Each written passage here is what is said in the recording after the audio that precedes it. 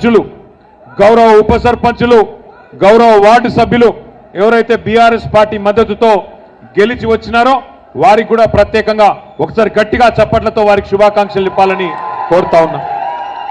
గెలిచిన వారికి మాత్రమే కాకుండా వీరోచితంగా పోరాడి అధికార పార్టీ కుట్రలు, అధికార పార్టీ ఆగడాలు, అధికార పార్టీ అరాచకాలు, మరి మంత్రులు, ముఖ్యమంత్రి గారి డబ్బులు ఇవన్నిటిని కూడా ఎదుర్కొని వీరోచితంగా పోరాడి 1 ఓటుతో, 2 ఓట్లతో, 10 ఓట్లతో, 50 ఓట్లతో ఓడిపోయిన మా తమ్ముళ్ళు, చెల్లెళ్ళు వారందరికీ కూడా ఒకసారి గట్టిగా చప్పట్లతో వారికి కూడా అభినందనలు చెప్పాలని చెప్పి నేను కోరుతా ఉన్నా.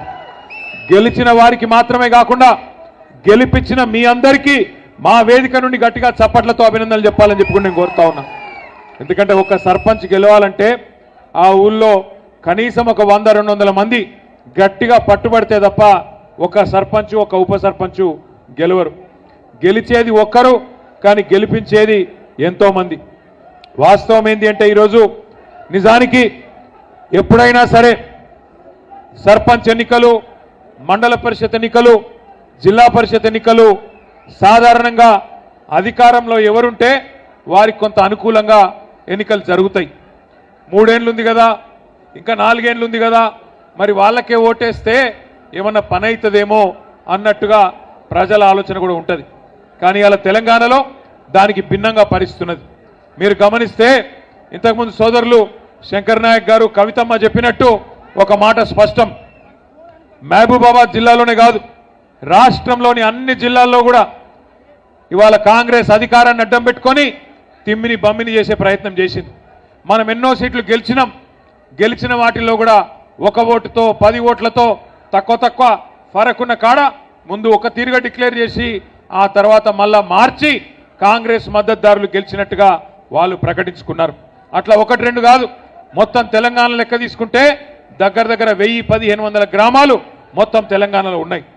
ఆ లెక్కన ఇవాళ కాంగ్రెస్ సర్పంచ్ ఎన్నికలు పెడితే దగ్గర 45% ఇవాళ సర్పంచ్ ఎన్నికల్లో బీఆర్ఎస్ గెలిచింది అంటే ప్రజల్లో మార్పు వచ్చింది అనేది అర్థమవుతా ఉన్నది. తమ్ముడు జర మధ్యలో కూర్చోండమ్మా, జర ఇక్కడ కూర్చోండి. మీరు కూర్చుంటారు, వెనక కనబడతలేదు, కూర్చోండి. జర కూర్చుంటే వెనక కనబడుతుంది. తమ్ముడు కూర్చోండి ప్లీజ్. అట్లాగే ఇవాళ రాష్ట్ర వ్యాప్తంగా ప్రజల్లో మార్పు అనే ఆలోచన మొదలైంది. 2 ఏళ్ళు నిండింది ఇప్పటికి కేవలం కాంగ్రెస్ పార్టీ ప్రభుత్వం వచ్చి. కానీ 2 ఏళ్లలోనే ప్రజల్లో తిరుగుబాటు ప్రారంభమైంది. రైతు బంధు కేసీఆర్ గారు ఉన్నప్పుడు బ్రహ్మాండంగా 1 సారి కాదు, 2 సార్లు కాదు, 11 సార్లు మీరు దండం పెట్టే అవసరం లేకుండా, దరఖాస్తు పెట్టే అవసరం లేకుండా 73,000 కోట్ల రూపాయలు 70 లక్షల రైతుల ఖాతాల్లో నాటేసే టైం వచ్చిందంటే ఫోన్లన్నీ టింగు టింగు టింగ్ అంటూనే 70 లక్షల ఖాతాల్లో 73,000 కోట్లు పడ్డాయి. ఈరోజు ఉన్నదా ఆ పరిస్థితి? ఒకప్పుడు కేసీఆర్ గారు ఉన్నప్పుడు రైతు బంధు పడుతుందా అంటే అది ఆటోమేటిక్గా పడేదే కదా, ఏమున్నది వార్త అన్నట్టు ఉంటుండే. కానీ అలా కాంగ్రెస్ ప్రభుత్వం వచ్చినాక ప్రతి సీజన్కు, ప్రతిసారి నాట్లేసే టైంకు రైతు చూడాలి, ఈసారి ఎత్తడో వెయ్యడో ఏమవుతుందో అనే ఒక ఆందోళన రైతుల్లో ఉన్నది. 1 సారి కాదు, 2 సార్లు రైతు బంధు కొట్టింది. 2 ఏళ్లలోనే 2 సార్లు రైతు బంధు కొట్టిన దొంగ రేవంత్ రెడ్డి. అట్లాగే ఇలా రైతులు బాధపడుతున్నారు. మహబాద్లో, అట్లాగే డోర్నకల్లులో, ఈ ప్రాంతంలో ఉన్న ఇతర నియోజకవర్గాల్లో కూడా మాయమాటలు నమ్మిండ్రు, రైతులు నమ్మిండ్రు, ప్రజలు నమ్మిండ్రు. మన కార్యకర్తలు కూడా పోయిన శాసనసభ ఎన్నికల్లో కొద్దిగా డీలా పడ్డారు.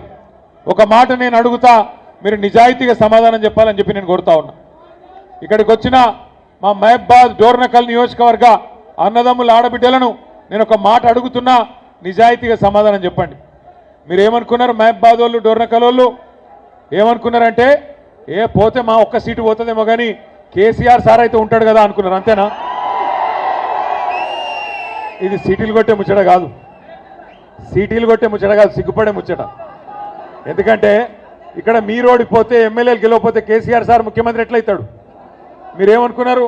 పోతే మా 1 సీటు పోతుంది, పోతే మా 1 ఎమ్మెల్యే పోతాడు, కానీ కేసీఆర్ ఉంటాడు కదా అనుకున్నారు. మాకేం డోకా ఉన్నది, రైతు బంధు వస్తుంది, 24 గంటల కరెంట్ వస్తుంది, గోదావరి నీళ్లు తెచ్చిండు కేసీఆర్ గారు కాళేశ్వరం రూపంలో. ఇదివరకు వాళ్ళు కాలువలతో విడిచిపెట్టిపోతే ఆ కాలువల్లో తుమ్మ చెట్లు మొలిస్తే మా డోర్నకల్లులో, తుంగతుర్తిలో, మా నెల్లికుదురులో, కేసముద్రంలో కాళేశ్వరం నీళ్లు తీసుకొచ్చిన ఘనత ఎవలది? గోదావరి నీళ్లు తెచ్చిన ఘనత ఎవలది? కేసీఆర్ గారిది. అందుకే మీరేమనుకున్నారు? కేసీఆర్ అయితే ఉంటాడు, పోతే మా సీటు పోతుంది అనుకున్నారు. కానీ ఇప్పటికి అర్థమైందా మరి? ఒక్కొక్క ఓటు విలువ, ఒక్కొక్క గ్రామంలో ఒక్కొక్క ఎమ్మెల్యే విలువ ఇప్పుడన్నా మనం తెలుసుకోవాలి. మీ లెక్కనే చాలా మంది అనుకున్నారు రాష్ట్రంలో. మీరు మహబాద్ వాళ్ళు ఎట్లా అనుకున్నారో, పాలకుర్తి వాళ్ళు ఎట్లా అనుకున్నారో, డోర్నకల్ వాళ్ళు ఎట్లా అనుకున్నారో, ఇంకా వేరే వాళ్ళు కూడా గట్లే అనుకున్నారు. ఆఖరికి ఏమైంది? దొంగ మాటలు చెప్పి, జర్ర నువ్వు ఆడ మొత్తుకుంటే నేను ఇడ మొత్తుకుంటే ఎవరికి వినబడతారా తమ్మి ఆగు. దొంగ మాటలు నేనేదో కోపంతో అంటలేను, బాధతో అంటలేను. దొంగ మాటలు చెప్పి ఇవాళ అధికారంలోకి వచ్చింది అడ్డదారిన కాంగ్రెస్ పార్టీ. ఎన్ని మాటలు, ఎన్ని అబద్ధాలు! ఒకటా రెండా? 420 హామీలు. కేసీఆర్ గారు 10,000 ఇస్తే రైతులకు నేను 15,000 ఇస్తా అన్నాడు. కేసీఆర్ గారు కౌలు రైతులను పట్టించుకుంటలేడు, నేను కౌలు రైతులకు కూడా రైతు బంధు ఇస్తా అన్నాడు. ఇవన్నీ 100 రోజుల్లోనే చేస్తా అన్నాడు. కేసీఆర్ గారు రైతు కూలీలను పట్టించుకోలేదు. జాబ్ కార్డు ఉంటే చాలు, నేను ఒక్కొక్కలకు నెలకు 1000 రూపాయలు ఇస్తా, ఆత్మీయ భరోసా అని రైతు కూలీలకు మాటిచ్చిండు. కేసీఆర్ గారు లగ్గం చేస్తే కళ్యాణ లక్ష్మి షాదీ ముబారక్ కార్యక్రమం కింద 1,00,000 రూపాయలు ఇస్తున్నాడు, నేను తులం బంగారం ఇస్తా అన్నాడు. కేసీఆర్ 2,000 పెన్షన్ ఇస్తున్నాడు, నేను ముసలమ్మకు ముసలయ్యకు ఇంట్లో ఉండే ఇద్దరికి 4,000 పెన్షన్ ఇస్తా అన్నాడు. ఒకదానికేమో సోనియమ్మ మీద ఒట్టన్నాడు, ఇంకో దానికేమో ప్రియాంక గాంధీ మీద ఒట్టన్నాడు, ఇంకో కార్యక్రమానికి రాహుల్ గాంధీ మీద ఒట్టన్నాడు. ఇన్ని ఒట్లు పెట్టి, అడ్డమైన మాటలు చెప్పి, అరిచేతిలో వైకుంఠం చూపెట్టి గద్దెనెక్కిండ్రు అత్యవసర మార్కులతో కాంగ్రెస్ వాళ్ళు. 2 ఏళ్ళు అయిపోయింది. 100 రోజులు అన్నారు, గ్యారంటీ కార్డులు అన్నారు, బాండ్ పేపర్లు రాసిచ్చిండ్రు. మరి 2 ఏళ్లలో ఏం పీకిండ్రు అని నేను అడుగుతున్నా. ఏం చేసింది కాంగ్రెస్ పార్టీ 2 ఏళ్ళు? ఏమన్నా అడిగితే ఒకటే చెప్తారు, ఫ్రీ బస్ ఇచ్చినాం. ఎవలకు ఫ్రీ బస్సు? మహిళలకు ఫ్రీ అట, కానీ మొగళ్లకు డబుల్ టికెట్ అట. ఇంట్లో ఉండే పిల్లగాళ్ళకు చారణ పెంచిరు బస్ పాస్లకు. ఇక ఫ్రీ ఎట్లయితే నాకు తెలియక అడుగుతా. అంటే ఇట్లా అబద్ధాలు చెప్పి రాష్ట్రాన్ని ఆగం చేసి, మంచిగా నడుస్తున్న రాష్ట్రాన్ని ఇవాళ ఆగమాగం చేసే పరిస్థితి తీసుకొని వచ్చినారు. మన ప్రజలు కూడా నమ్మిండ్రు. కేసీఆర్ గారు 2,000 పెన్షన్ ఇచ్చిండు కదా, మరి ఈయన చెప్తున్నాడు కదా 4,000 ఇస్తా అని, ధనిక రాష్ట్రం కదా ఇస్తాడేమో అనుకున్నారు. మరి ఎక్కడ పోయింది ఇవాళ ధనమంతా? ఎక్కడ పోతుంది అంటే ఢిల్లీకి పోతున్నది. ఇలా నిజంగా మహబాద్కి ఇక్కడికి వస్తుంటే కవితమ్మ ఫోన్ చేసింది, ఎంపీ గారు ఫోన్ చేసి, మన అధ్యక్షురాలు ఫోన్ చేసి అన్నది, అన్నా కాంగ్రెస్ వాళ్ళు కూడా ఏదో కార్యక్రమం పెట్టుకున్నారు, పోలీసు వాళ్ళు అంటున్నారు ఈ రోడేమట వద్దు, అట్లా నెల్లికుదురు మీకెళ్ళి తిరిగి రమ్మంటున్నారు అని అన్నది. అంటే నేనన్నా ఎందుకమ్మా అన్న మన ప్రోగ్రామే ఒక పెద్ద నాయకుడు, మా ప్రాంతంలో అందరం గౌరవించే నాయకుడు నూకల రామచంద్రారెడ్డి గారని మంచి నాయకుడు ఉండే, ఆయన విగ్రహం, ఎందుకంటే ఆయన గతంలో మంత్రిగా పనిచేసినాడు, ఎమ్మెల్యేగా పనిచేసినాడు, నికార్సైన తెలంగాణ వాది. నిజానికైతే అప్పుడెప్పుడో 1970వ దశకంలోనే ముఖ్యమంత్రి కావాల్సిన స్థాయి ఉన్న నాయకుడు రామచంద్రారెడ్డి గారు. ఆయనను కాంగ్రెస్ ఎప్పుడో మర్చిపోయిందన్నా, కానీ మన నాయకుడు కేసీఆర్ గారు మహబూబాబాద్ను జిల్లా చేయడమే కాకుండా జిల్లా కలెక్టరేట్ పెట్టి, ఆ జిల్లా కలెక్టరేట్ ప్రారంభోత్సవానికి వచ్చినప్పుడు అందరూ కాంగ్రెస్ వాళ్ళు మర్చిపోయిన రామచంద్రారెడ్డి గారి విగ్రహాన్ని పెట్టాలనే నిర్ణయం తీసుకున్నది మన నాయకుడు కేసీఆర్ గారు. కేసీఆర్ గారు నిర్ణయం తీసుకొని రామచంద్రారెడ్డి గారి విగ్రహాన్ని అధికారికంగా పెడుతున్నామని చెప్తే, ఏ రామచంద్రారెడ్డి గారు అయితే నిజాయితీగా ఆనాడు నిజాయితీగా బతికిండో, ఏ రామచంద్రారెడ్డి గారు అయితే కాంగ్రెస్ అధిష్టానానికి డబ్బులు ఇవ్వకపోవడం వల్ల ముఖ్యమంత్రి కాలేదో, ఇలా ఆ రామచంద్రారెడ్డి గారి విగ్రహాన్ని ఢిల్లీకి మూటలు మోసే సన్నాసులు కొంతమంది ఇలా ఆవిష్కరిస్తున్నారని చెప్పి ఇప్పుడే ఇక్కడికి వస్తే చెప్తా ఉన్నారు.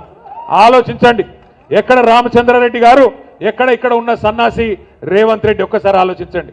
ఆ మహానుభావుడు ఎప్పుడో ముఖ్యమంత్రి అవుతుండే, కానీ తెలంగాణ బిడ్డ కాబట్టి, రేషం ఉన్నోడు కాబట్టి, ఢిల్లీకి గులాం కాదు కాబట్టి ఆయన ముఖ్యమంత్రి కాలేకపోయిండు. కానీ ఇవాళ బ్యాగులు మోసేటోళ్ళు, సంచులు మోసేటోళ్ళు, చెప్పులు మోసేటోళ్ళు వీళ్ళే ఈ ఢిల్లీ గులాం గాళ్ళు ఇలా పెద్ద పెద్ద మాటలు మాట్లాడుతున్నారు. ఇలా వాళ్ళంట ఈ ఈ దుర్మార్గులు వచ్చి రామచంద్రారెడ్డి గారి విగ్రహాన్ని ఆవిష్కరిస్తుంటే సురేందర్ రెడ్డి గారు మంచోడే, ఆయన అంటలేను నేను. సురేందర్ రెడ్డి మంచోడే కానీ ఇక ఇంకో వేరే వాళ్ళు ఉన్నారు, వాళ్ళిద్దరు గసంటి వాళ్ళు ఆవిష్కరిస్తే తప్పకుండా ఆయన ఆత్మ కూడా శోభిస్తుంది, మంచి జరగదు. దయచేసి నేను మిమ్మల్ని అందరినీ కోరేది ఒకటే, ఆలోచించండి. మహబూబాబాద్కి కానీ తెలంగాణకు కానీ కేసీఆర్ గారు వచ్చిన తర్వాత ఏమేం జరిగిందో ఒకసారి ఆలోచించండి. తెలంగాణ రాష్ట్రం తెచ్చిన నాయకుడు, మీ ఆశీర్వాదంతో మీ దయతో 2 సార్లు ముఖ్యమంత్రిగా చేసిన నాయకుడు, 2 సార్లు ముఖ్యమంత్రిగా చేయడమే కాకుండా ఇవాళ ఇక్కడ గెలిచి కూర్చున్న మా సర్పంచులు ఉప సర్పంచులు, ముఖ్యంగా గిరిజన బిడ్డలు, మా బంజారా బిడ్డలు మీరు ఆలోచన చేయాలా. ఎప్పటి నుంచో ఉన్నది నినాదం, మా తాండాలో మా రాజ్యం ఉండాలని. మరి 3400 గిరిజన గూడాలు తాండాలు వాటన్నిటిని కూడా గ్రామ పంచాయతీలు చేసిన నాయకుడు ఎవరు? కేసీఆర్ గారు. వాళ్ళ గిరిజనుల ఆత్మగౌరవాన్ని పెంచి 6% రిజర్వేషన్లు 10% చేసింది ఎవరు? కేసీఆర్ గారు. అట్లాగే తాండాలను పంచాయతీలు చేసిండు. ఒక్కొక్క తాండాలో పంచాయతీ చేయడమే కాకుండా బ్రహ్మాండంగా ప్రతి పల్లెలో ఇవాళ చిన్న చిన్న తాండాలు 500 ఓట్లు 400 ఓట్లు ఉండే తాండాలలో కూడా ఇవాళ ఒక ట్యాంకర్ ఉన్నది, ఒక ట్రాక్టర్ ఉన్నది, ఒక డంపింగ్ యార్డ్ ఉన్నది, ఒక వైకుంఠ ధామం ఉన్నది, ఒక నర్సరీ ఉన్నది, ప్రతి ఇంటి ముంగట ఒక నల్లా ఉన్నది. ఒకనాడు మా రెడ్డి నాయక్ గారికి తెలుసు, ఒకనాడు మేము కొత్తగా ఎమ్మెల్యేలు అయినప్పుడు 2009లో ఎండాకాలం వచ్చిందంటే ఊర్లలో పోవాలంటే భయం అవుతుండే. ఏ ఊరికి పోయినా బిందెలడ్డం పెడుతురు, ఏ ఊరికి పోయినా కుండలడ్డం పెట్టేది, గడబడి ఉండేది. మాకు బోర్ కావాలా, మోటార్ కావాలా, నీళ్లు లేవు, బావి కాడికి వెళ్ళి తెచ్చుకోవాలి, కిలోమీటర్లు నడవాలా అని చెప్పి గడబడి ఉంటుండే. ఎలా పరిస్థితి ఉన్నదా తెలంగాణలో? బ్రహ్మాండంగా భారతదేశంలో ఆదర్శవంతమైన గ్రామ పంచాయతీలు ఎక్కడ ఉన్నాయంటే మరి వాటిని తయారు చేసింది ఎవరు అంటే మనకు తెలుసు, కేసీఆర్ గారు. గౌరవ పంచాయతీరాజ్ శాఖ మంత్రిగా ఎర్రబెల్లి దయాకర్ రావు గారు పనిచేసినారు, మున్సిపల్ మంత్రిగా నేను పనిచేసిన. మా ఇద్దరికి పోటీ ఉంటుండే. ఇక మా దయాకర్ అన్న బాగా పోజులు కొడుతుండే, ఏమంటుండే, మీ మున్సిపాలిటీ కంటే మాకే అవార్డులు ఎక్కువ వచ్చినాయి అంటుండే. నిజమే, 3% జనాభా తెలంగాణ భారతదేశంలో. దేశం మొత్తం తీసుకుంటే 3% జనాభా మాత్రమే తెలంగాణది. కానీ ఉత్తమ గ్రామ పంచాయతీలకు అవార్డులు ఇచ్చే జాతీయ పంచాయతీరాజ్ దినోత్సవం నాడు 3% కంటే తక్కువ జనాభా ఉండే తెలంగాణకు 30% అవార్డులు వచ్చిన మాట వాస్తవమా కాదా ఆలోచన చేయండి. ఆ ఘనత గౌరవ పంచాయతీరాజ్ శాఖ మంత్రిగా పనిచేసిన దయన్నది, ఆయనను నడిపించిన కేసీఆర్ గారిదనే మాట కూడా నేను గుర్తు చేస్తా ఉన్నా. భారతదేశంలో ఎక్కడ లేవు ఇటువంటి పల్లెలు, ఇలా అట్లాంటి పల్లెలను తెచ్చుకున్నాం. నాకు తెలుసు మీరు గెలిస్తే ఈ పోటీలో కూడా, ఈ యుద్ధంలో కూడా ఇవాళ నిజానికి కార్యకర్తలు, నాయకులు, మీరు పెద్ద నాయకులకు మీరు శక్తినిచ్చినారు. నిజంగా చెప్పాలంటే వేదిక మీద కూర్చున్న నాయకుల కంటే వేదిక ముందున్న నాయకుల పోరాట స్ఫూర్తి గొప్పది. పెద్ద నాయకులు కొంతమంది భయపడి పార్టీలు మారిను, గెలిచినాక కూడా మీ జిల్లాల కడియం శ్రీహరి పార్టీ మారింది. కానీ గ్రామ స్థాయిలో ఉండే నాయకులు కథానాయకులై ఒక్కొక్కరు ఒక్కొక్క కేసీఆర్ తీరుగా ఈ 2 ఏళ్లలో అద్భుతంగా కొట్లాడింది. పోయినసారి లగచర్ల గురించి మొత్తం రాష్ట్రంలో మీటింగులు పెడదాం అని ఆలోచన చేస్తే మా సత్యవతి రాథోడ్ గారు, మా కవిత గారు, శంకర్ నాయక్ గారు, అన్నా గిరిజనుల అడ్డా ఇది మహబాద్ జిల్లా, మా రెడ్డి నాయక్ గారు కూడా మీరు ఇక్కడికే రావాలని చెప్పి అద్భుతంగా ఒక 25-30 వేల మందితోని మహబాద్ దద్దరిల్లిపోయే విధంగా అద్భుతమైన కార్యక్రమాన్ని ఇక్కడనే ఏర్పాటు చేసినారు. ఆ దెబ్బకు కాంగ్రెస్ ప్రభుత్వం వెంటనే లగచర్ల నోటిఫికేషన్ కూడా రద్దు చేసి ఆ జైల్లో పెట్టిన గిరిజన బిడ్డలను కూడా విడిపించాల్సిన పరిస్థితి వచ్చింది. ఇవాళ కూడా ఇక్కడికి వస్తుంటే గుండె నిండా సంతోషంగా ఉన్నది. గెలిచిన ఎన్నన్నది కాదు లెక్క, 130-140 గెలిచినాం, పర్వాలేదు. మిగిలినవి కూడా కొన్ని వాళ్ళు తొండి చేసుకొని గెలిచినారు, వాళ్ళు ఓ 10-20 వాళ్ళు మనం గెలిచినవి కూడా వాళ్ళ దానిలో కలుపుకున్నారు. కానీ భయపడేదేం లేదు, బాధపడేదేం లేదు. ముఖ్యంగా గెలిచి వచ్చిన మా సర్పంచ్ సోదరులను నేను కోరుతా ఉన్నా, మీ మీద ఒత్తిడి ఉంటుంది, ఇక మిమ్మల్ని ఇబ్బంది పెడతారు. మీ ఎమ్మెల్యే అంటాడు, ఏమంటాడు, నేను మీకు ఇందిరా మిన్లు ఇయ్యా, నేను మీ గ్రామ పంచాయతీలకు పైసలు ఇయ్యా అని బెదిరించే కార్యక్రమాలు ఇదివరకు చేసినారు, ఇప్పుడు కూడా చేస్తూ ఉన్నారు. కానీ గుర్తుపెట్టుకోవాల్సిన అంశం ఒకటే, గౌరవ సర్పంచులు, మీకు గ్రామ పంచాయతీకి వచ్చే నిధులు ఎవరి అబ్బసొత్తో ఎవరి అత్త సొమ్మో కాదు. డాక్టర్ బాబాసాహెబ్ అంబేద్కర్ రాసిన రాజ్యాంగం ఆధారంగా భారతదేశంలో 5 అంచెల్లో ప్రభుత్వాలు ఉన్నాయి. పైన కేంద్ర ప్రభుత్వం ఉన్నది, ప్రధానమంత్రి, మంత్రులు, ఎంపీలు వాళ్ళందరూ పైన ఉంటారు. రాష్ట్రాలకు వచ్చే వరకు రాష్ట్ర ప్రభుత్వం ఉంటుంది. దాని కిందికి వస్తే జిల్లా ప్రభుత్వం జిల్లా పరిషత్ రూపంలో ఉంటుంది. కొద్దిగా కిందికి వస్తే మున్సిపాలిటీలు, మండలాలు ఉంటాయి. ఇక గ్రామ స్థాయిలో, క్షేత్ర స్థాయిలో గ్రామ పంచాయతీ. రాష్ట్రానికి ముఖ్యమంత్రి ఎట్లనో గ్రామ పంచాయతీకి సర్పంచ్ గారు కూడా గంతే. మీ పవర్ అంత ఉంటుంది. మిమ్మల్ని కాదని ఎవడు ఏం చేయలేడు. ఏ ఎమ్మెల్యే, ఏ ఎంపీ మీ నిధులకు అడ్డు వచ్చే ప్రయత్నం చేసినా అది చెల్లది. ఎందుకంటే మీకు అండగా ఉన్నది బాబాసాహెబ్ అంబేద్కర్ రాసిన రాజ్యాంగం. రాజ్యాంగంలో స్పష్టంగా ఎవల నిధులేంది, ఎవల విధులు ఏంది, నిధులు అదేవిధంగా విధులు అంటే పని ఏంది స్పష్టంగా అంబేద్కర్ గారు రాసింది. అలా స్పష్టంగా ఉన్నది. రూపాయి ఫైనాన్స్ కమిషన్ డబ్బులు పంచాయతీలకు విడుదల చేస్తే, స్థానిక ప్రభుత్వాలకు విడుదల చేస్తే, ఢిల్లీలో రూపాయి విడుదలైతే స్ట్రైట్గా 85 పైసలు గ్రామ పంచాయతీ అకౌంట్లకు వస్తాయి. స్ట్రైట్గా. అలా ముఖ్యమంత్రి, ఆర్థిక మంత్రి, మీ ఎమ్మెల్యే, ఏ గొట్టంగాడు కూడా అడ్డం పెట్టే శక్తి వాళ్ళకి లేదు. గుర్తుపెట్టుకోండి. 85 పైసలు డైరెక్ట్గా మీ ఖాతాలకు రావాలి. అట్లాగే 10 పైసలు మండల పరిషత్ ఖాతాలకు పోవాలి, 5 పైసలు మాత్రం జిల్లా పరిషత్ ఖాతాలకు పోవాలి. ఇది ఫైనాన్స్ కమిషన్ రాజ్యాంగబద్ధంగా మీకు ఇచ్చే పైసలు. మనం ఏం చేసేది గతంలో కేసీఆర్ గారు ఉన్నప్పుడంటే, రూపాయి కేంద్ర ప్రభుత్వం నుంచి, ఫైనాన్స్ కమిషన్ నుంచి వస్తే మరొక రూపాయి మన రాష్ట్ర ప్రభుత్వం నుంచి పల్లె ప్రగతి నిధుల రూపంలో దాన్ని తోడేసి మీకు నెల నెల జీతం వచ్చినట్టే పల్లె ప్రగతి నిధులు మనం ఆ రోజు మంజూరు చేసేది. దాంతో ఇన్ని కార్యక్రమాలు చేసుకున్నాం. ప్రతి ఊళ్ళో ఒక పల్లె ప్రకృతి వనం కట్టుకున్నాం, ఒక పార్క్ కట్టుకున్నాం, ఒక డంపింగ్ యార్డు, ఒక వైకుంఠ ధామం, ఇవన్నీ కట్టుకున్నాం. ఇంటింటికి నల్లా పెట్టుకున్నాం, వాటర్ ట్యాంకులు పెట్టుకున్నాం, ఏ గోస లేకుండా బ్రహ్మాండంగా చూసుకున్నాం. అట్లాగే ఇవాళ మీరు కూడా మళ్ళొక్కసారి 2 ఏళ్లుగా కాంగ్రెస్ ప్రభుత్వం వచ్చినాక ఊర్లు మాసిపోయినాయి, ఊర్లు పాడుపడ్డాయి. అక్కడ ట్రాక్టర్లలో కనీసం డీజిల్ పోసేటోడు లేడు, ట్యాంకర్లలో నీళ్లు పోసేటోడు లేడు, బుగ్గ పాడైతే బుగ్గ తీసేటోడు లేడు. ఇవాళ గందరగోళమైన పరిస్థితి గ్రామాల్లో ఉన్నది. ఎక్కడికక్కడ పిచ్చి చెట్లు మొలిచి ఆగమాగమైపోయి పారిశుద్ధ్యం కూడా ఆగమైపోయింది. నేను సర్పంచ్లను కోరుతా ఉన్నా, ముఖ్యంగా బీఆర్ఎస్ సర్పంచ్లను కోరుతా ఉన్నా, మీరు చూపెట్టాలి కాంగ్రెస్ వాళ్ళకు తోవ, మీరు చేయాలి వాళ్ళకు బుద్ధి వచ్చేటట్టు పని. మీరు అనుకుంటే గ్రామాలలో మీరే కథానాయకులై మీ మిగతా గ్రామ పంచాయతీల్లో ఉండే సర్పంచ్లకు, ఈ రాష్ట్రంలో ఉండే మంత్రులకు, ముఖ్యమంత్రికి కూడా సిగ్గొచ్చేటట్టు చూసినారు. బీఆర్ఎస్ వాళ్ళు 4000 మంది గెలిస్తే ఆ 4000 గ్రామాలు కలకలలాడుతున్నాయి, మిగతా గ్రామాలు వెలవెలబోతున్నాయి అన్నట్టుగా అద్భుతంగా పనిచేయాల్సిన బాధ్యత మీ మీదనే ఉన్నది. కానీ ఇది క్వార్టర్ ఫైనల్. ఇప్పుడు మనం కొట్లాడింది క్వార్టర్ ఫైనల్. నెక్స్ట్ సెమీఫైనల్ ఉన్నది, అటెన్క ఫైనల్ ఉంటుంది. సెమీఫైనల్ ఏంటిది? ఇప్పుడు మున్సిపాలిటీ ఉన్నది, జిల్లా పరిషత్ ఉన్నది, మండల పరిషత్ ఉన్నది. అది సెమీఫైనల్. ఫైనల్ 2028. ఇప్పుడు ఇక్కడికి రాగానే మీరు లొలి పెడుతున్నారు. మళ్ళా కేసీఆర్ గారు తిరిగి సీఎం కావాలన్నదే మా అందరి కోరిక, మనందరి కోరిక. కరెక్టేనా? ఈ రాష్ట్ర ప్రజల కోరిక కేసీఆర్ గారు తిరిగి ముఖ్యమంత్రి కావాలి. ఎందుకంటే పాడైపోయిన రైతాంగం, పాడైపోయిన వ్యవసాయం బాగు చేసింది కేసీఆర్. 24 గంటల కరెంటు రైతాంగానికి ఉచితంగా ఇచ్చింది కేసీఆర్. 73,000 కోట్ల రూపాయలు రైతుల ఖాతాల్లో రైతు బంధు రూపంలో వేసింది కేసీఆర్. ఆడపిల్లల పెళ్లిళ్లు 15 లక్షల మందికి మరి కళ్యాణ లక్ష్మి పేరుతో చేయించింది కేసీఆర్. పాడుబడ్డ, వెనుకబడ్డ మహబూబాబాద్ జిల్లాను జిల్లా కేంద్రం చేసింది కేసీఆర్. ఈ జిల్లాలో మెడికల్ కాలేజ్, నర్సింగ్ కాలేజ్ పెట్టడమే కాకుండా ఒక సూపర్ స్పెషాలిటీ ఆసుపత్రి పెట్టి మా సత్యవతి గారు, మా శంకర్ నాయక్ గారు గర్వంగా చెప్తుంటారు అప్పుడప్పుడు, అన్నా మా జిల్లా కేంద్రంలో 140 మంది డాక్టర్లు ఉన్నారు తెలుసా మీకు అని వాళ్ళు గర్వంగా చెప్తున్నారు. ఆ పరిస్థితి వచ్చిందంటే దానికి కారణం ఎవరు?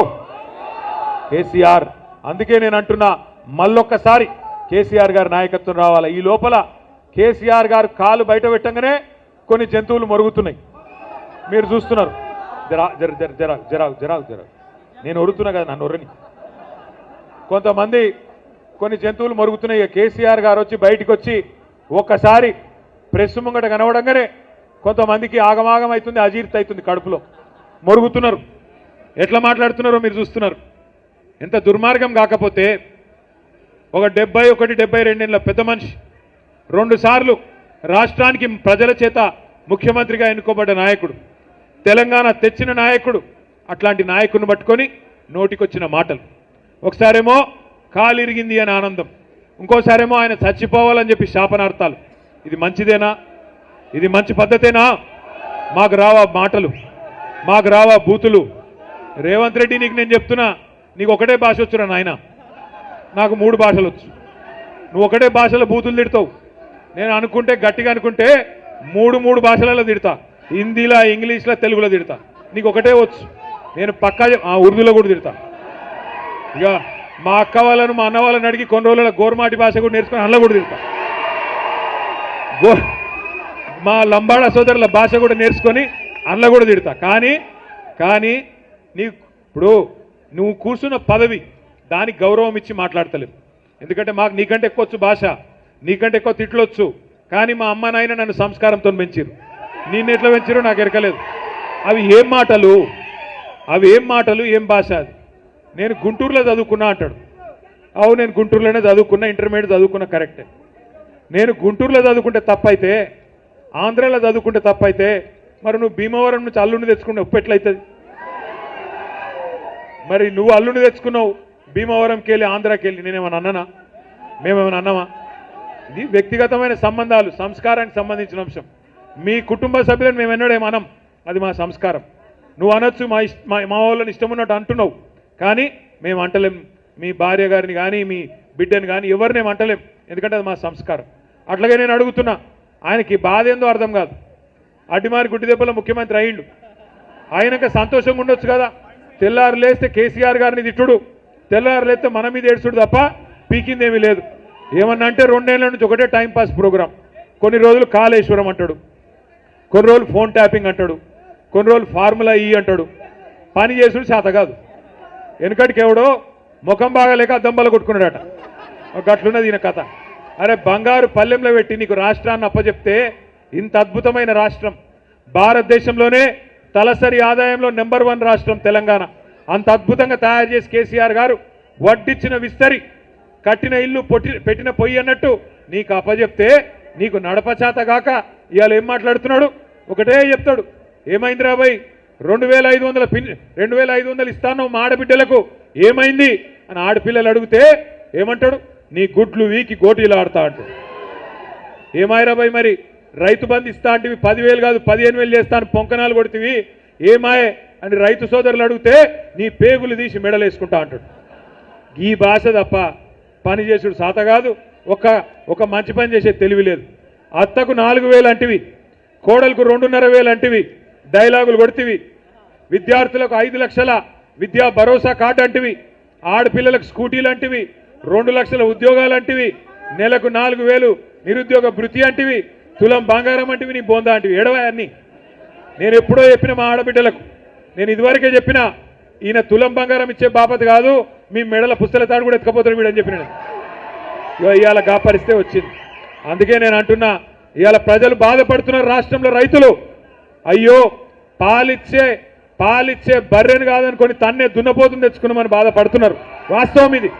కానీ ఎలక్షన్లప్పుడు ఆగమై తర్వాత బాధపడితే లాభం లేదు. నేను మొన్న హైదరాబాద్లో ఒక మీటింగ్కి వెళ్ళి ఇంకో మీటింగ్ పోతున్నా. ఒక ఆటో ఆయన వచ్చి నా పక్కకు ఆగిండు. ఆగితే ఆ డ్రైవరు నా దిక్కు చూసి నమస్తే అన్నాడు, నేను కూడా నమస్తే అన్నా. జర అద్దం కిందికి దించు అన్నాడు. దించితే అడిగిండు, సాబ్ కहाँ जा रहे అన్నాడు. మీటింగ్ పే जा रहा हूं. ఏం పేరు నీది అన్న? मेरा नाम महमूद है साहब అన్నాడు. क्या हाल है महमूद भाई అన్న? क्या हाल है साहब? सब बर्बाद है అన్నాడు. सब बर्बाद है क्या हुआ అన్న? अरे इन्हों आने के बाद सब खत्म हो गया साहब, सब कारोबार बंद, पैसा नहीं मिल रहा, क्या करना అన్నాడు.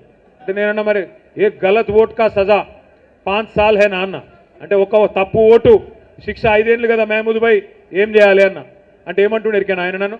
సాబ్ కోయి తర్కీబ్ నీ క్యా అంటుండు. అంటే ఏంటో ఎరికేనా? అంటే ఏమైనా ఉపాయం లేదా సార్ అంటుండు. ఉపాయం ఏమి ఉండదు. అందుకే మహబాద్ వాళ్ళు డోర్నకల్ గట్టిగా యాద పెట్టుకోండి.